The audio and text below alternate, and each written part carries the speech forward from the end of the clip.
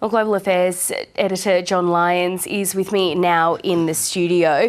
So, John, we just heard about this phone call between Donald Trump and Vladimir Putin. How significant is that phone call, but also this discussion around visiting each other's nations?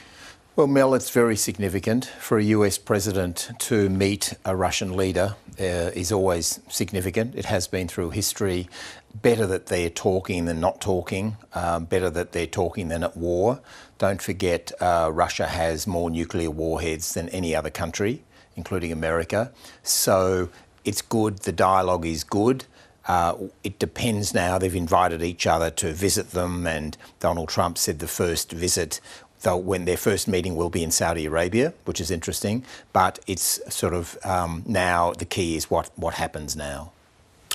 How would Volodymyr Zelenskyy be feeling seeing all of this, seeing these conversations happening between Donald Trump and Vladimir Putin? And what do we know about Donald Trump's conversation with the Ukrainian president?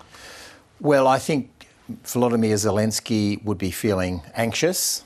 And there's a history here. There's been in the past, a sort of a close, although often opaque, relationship between Donald Trump and Vladimir Putin. They do have a relationship. No one really understands completely what that is.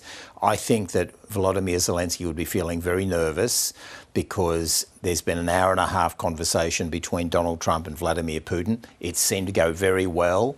Everything from the value of the dollar to come and visit to the Ukraine settlement, to quote the Russian media. So I think that Zelenskyy would be very anxious, and all the signals coming out of America, coming out of the Trump White House, suggest that it's going to be, if there is a ceasefire deal, an end to the war, that the deal will be good for Russia, better for Russia than Ukraine, although it will mean the end of shooting for Ukraine, but the signals are not good for Ukraine. Yeah, Donald Trump has, of course, promised over and over to end the war in Ukraine. But do we have any idea of what a peace deal could look like? You said there it would likely be better for Russia than Ukraine.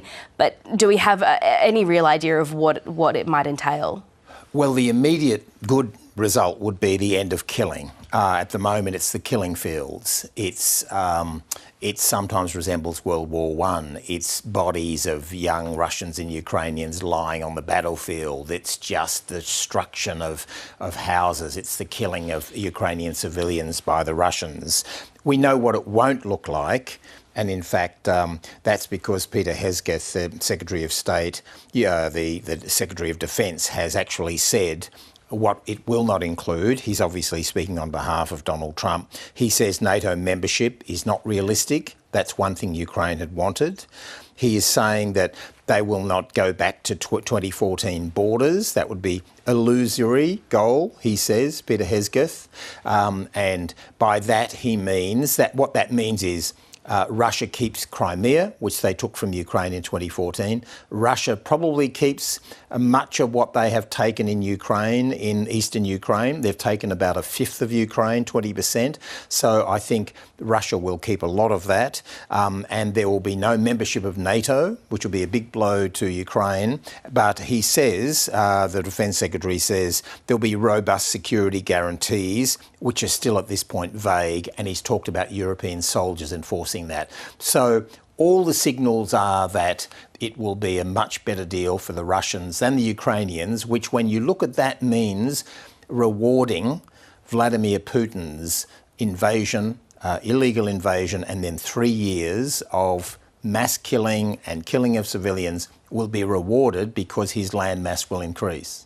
And all of this together, what does this mean for the alliance between the US and Ukraine, especially given how heavily Ukraine relies on the US for military support?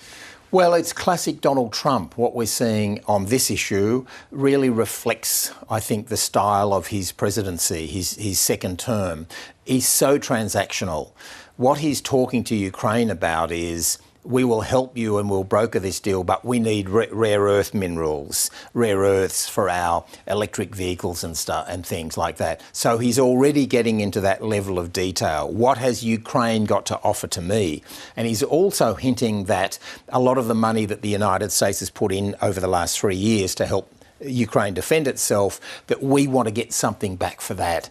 In a way, Donald Trump sometimes to me looks more like a chief executive officer than a commander-in-chief or president. He's running, in the first 3 weeks, he's running the White House like a chief executive.